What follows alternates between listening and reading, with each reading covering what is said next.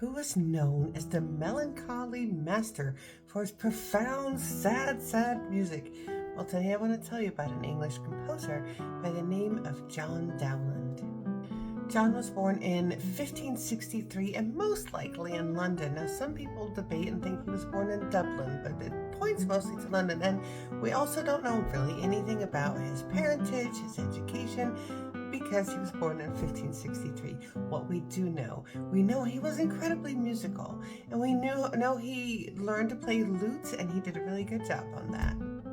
It also sounds like he probably had a solid music education, like he might have been a choir boy or a musical apprentice or something like that. In his youth, he spent some time in France as a servant to the English ambassador there, and he had an encounter, and this had him convert to Catholicism, which was pretty dangerous because in Britain they'd gone away from Catholicism and it was not welcomed in any way. In 1594, he tried out to become the royal court lutenist for the court of Elizabeth I, and he was turned down. He was certain that this was because he was Catholic and not because he wasn't the better player. We don't really know. We have no idea.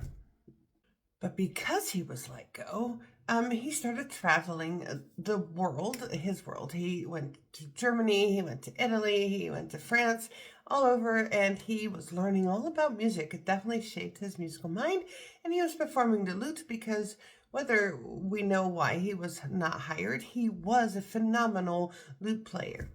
While out and about traveling, he met all kinds of great composers and really learned from them. He took in this Italian Renaissance music and really developed a keen understanding of how it worked. And he expanded his international reputation. These were all actually very good.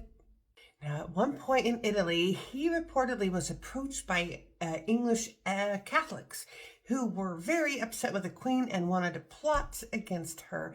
And he was kind of like looked into to spy for them. And he says he turned it down. But then there's others that say he didn't. So was he a spy? Was he not a spy? Was he plotting against the Queen? We don't know, but we know he was a good lute player. At the time, lute was a very popular, wonderful instrument, and he published a book in 1597. And this book was called The First Book of Songs or Airs, and it really kind of set the tone of what was expected for a lute and how a lute should be performed. These songs had beautiful expressive melody. They had intimate voice and lute texture. They were emotionally direct poetry, accessible. They were performance style, not just background. And this was kind of a new way of doing things. And so this book really, it turned his life around, but it also kind of turned around how music was listened to, and definitely for the lute, how it was performed. I mean, you would say this was the Renaissance bestseller, so much so that this book even went through several different editions. People call him, well, the people that know about him, call him the Ed Sheeran of the English Renaissance because his music was so popular and everybody knew it so well. In 1595, he marries this love of his life named Jane. They have several children.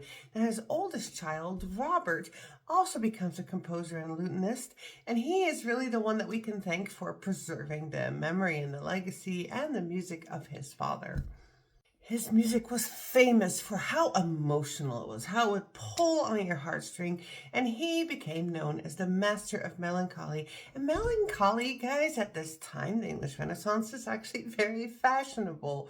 It was considered even intellectual, the opposite of woohoo. In 1596, he wrote a song called Flow My Tears. And it became a bestseller hit, #1.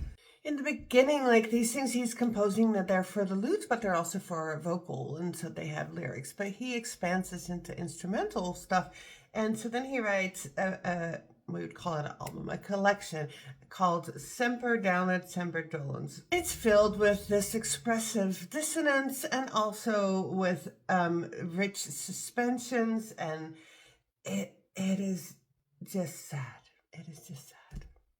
Think of the music as an emotional understatement, kind of like these sad monologues that we had at the time. Think Shakespearean monologue in music form. In 1598, he lands an amazing job, a very prestigious job. He goes to Denmark and he's the royal lieutenant there for King Christian IV of Denmark. And at that time, he was the highest paid employee of that court at all, of any position. But that didn't last forever because by 1606 he was dismissed, and not in like a happy way. They were not happy with him, the court. He was dismissed for overstaying his visits to England. He was a lot of times he was absent without really properly informing them. The king grew frustrated with like how unreliable he was. Like, I need music. I'm paying you to write music and you're not here. So I don't know. Maybe he left his family in England and he went to go see them.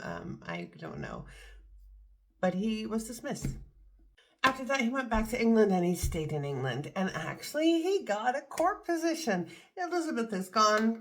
And so now he is working for the king. And that is great. It works well for him.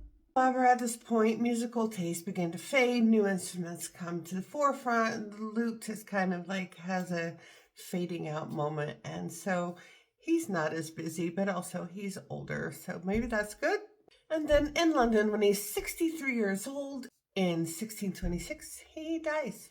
His fame had already begun to fade, but because his music was published, we still have it. And his son kind of pushed it, made sure that it would stay. He actually had a very exciting life. I mean, being accused of spying, and that was kind of a big deal. Being a Catholic in a country where it wasn't, and that was kind of dangerous. Traveling all over Europe when, we didn't have automotive anything, so it's all by horse. And it was an exciting world. And then working in Denmark, and then finally getting that court job. He did all these great things. But really what his music is, it's just a single post. It's just a beautiful melody. It's understated and lovely, and really that's really what it is about. All that stuff of his life is interesting to talk about, but the music is what stays, and it's what we still have. Go and listen to something by John Dowland. Maybe you'll need a handkerchief or something.